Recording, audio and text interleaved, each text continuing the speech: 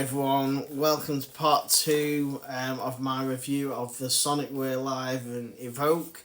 And you may notice I'm not in the studio today, and that is because I'm making use of the inbuilt speaker and the batteries on it, something that I didn't think I would make use of, but the fact you can just sit in front of the telly, play along with it, well, as long as you're not sharing your living room with anybody else, you can just sit in front of the telly, maybe plug your headphones in.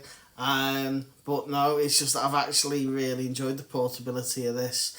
What we're going to do in this second video is just go through a few of the basics with you, create a bit of a sound, and go through a few of my findings of what I've come across over the last couple of weeks.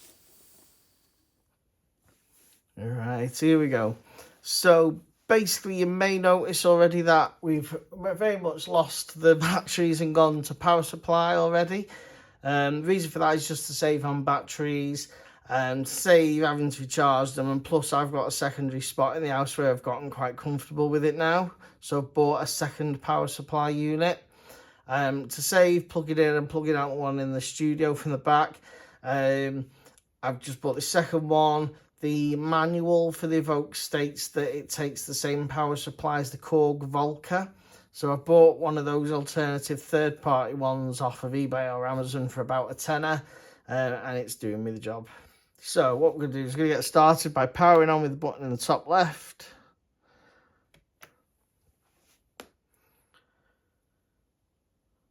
Right. So in my previous video, I stated if there was about 4 patches, which I did think was very strange, or presets.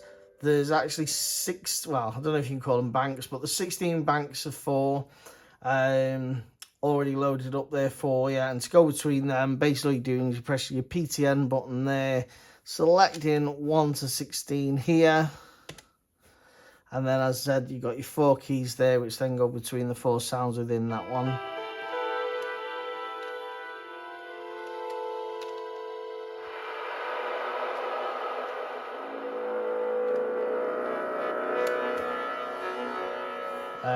You can do that with any of those numbers between 1 and 16.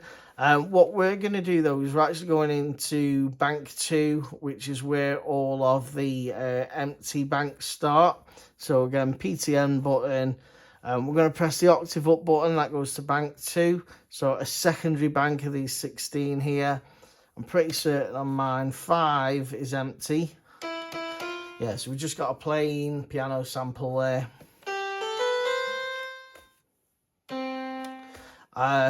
So I couldn't resist that. It needed finishing. So basically this control up here will allow us to scroll between the different sample sounds.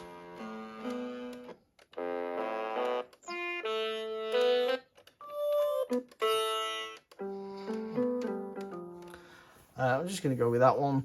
I don't know what sound I'm aiming for.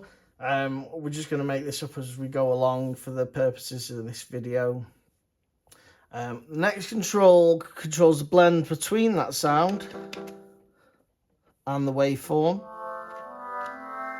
And then if we hold function and shift together, that will hold the shift key for us, so we don't have to keep holding that. And then we can scroll between the different waveforms.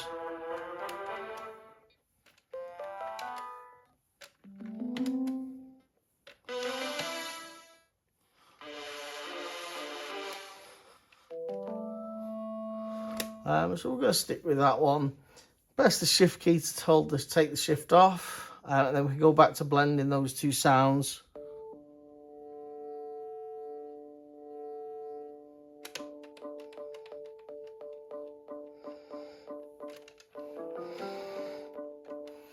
Yeah, that's sounding pretty good already. What we can do next is we can turn the volume down of those sounds, so there's nothing there, but increase the grain effects then. And what we're going to do is we're going to hold the function key and press the grain patch key down here. And that will allow us to scroll between the different grain patches.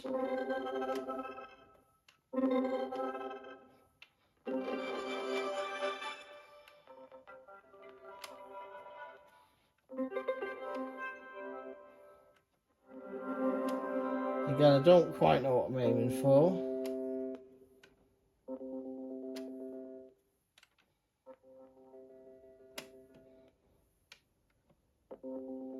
I'm going to stick with that one, so we're going to press the OK key.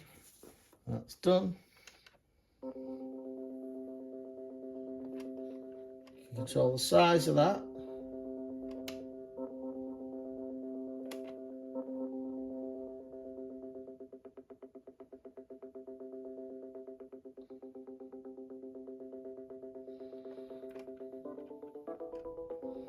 Timing.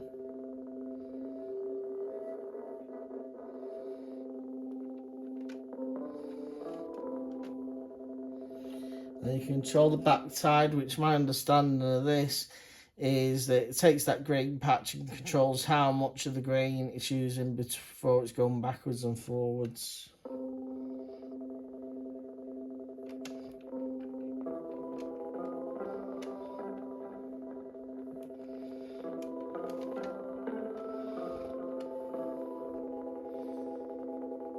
I'm going to reintroduce the original sound.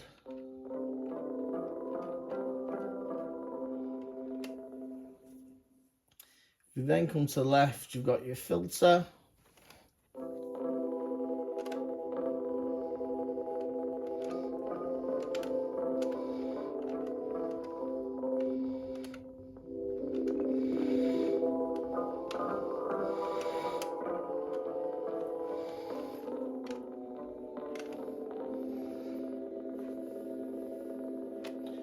If we do function and hold the shift key there, we've then got control of attack and release.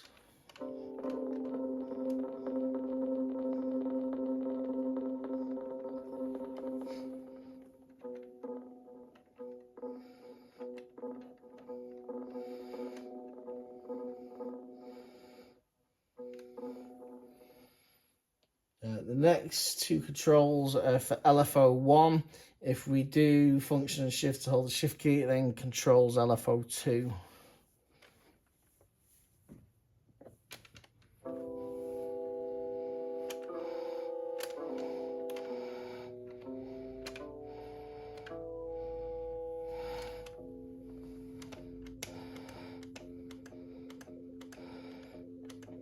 Very, very subtle. Just a little bit of a wobble at the back end of that.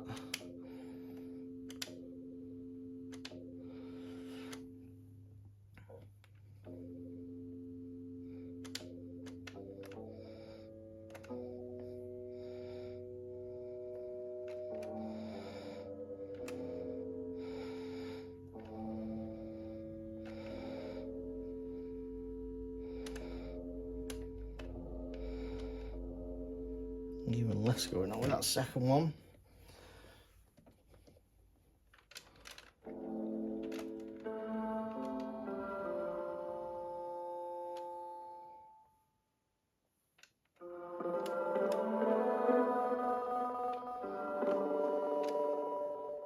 That needs a bit more going on here.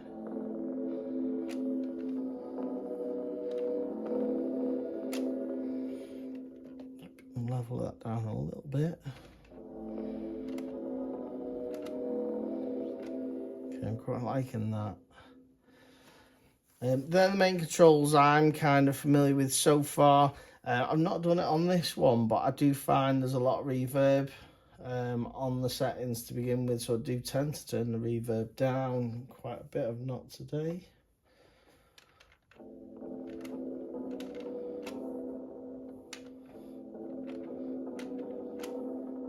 I think it's working with this particular patch.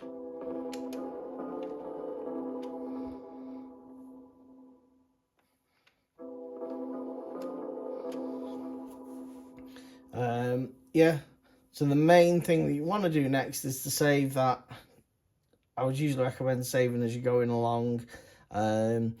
Took me a while to figure out how to save it. It's quite simple, really. But if you hold your function key, press your save button on the right hand side, load up the patch you're on, and you can press OK then. And we're done.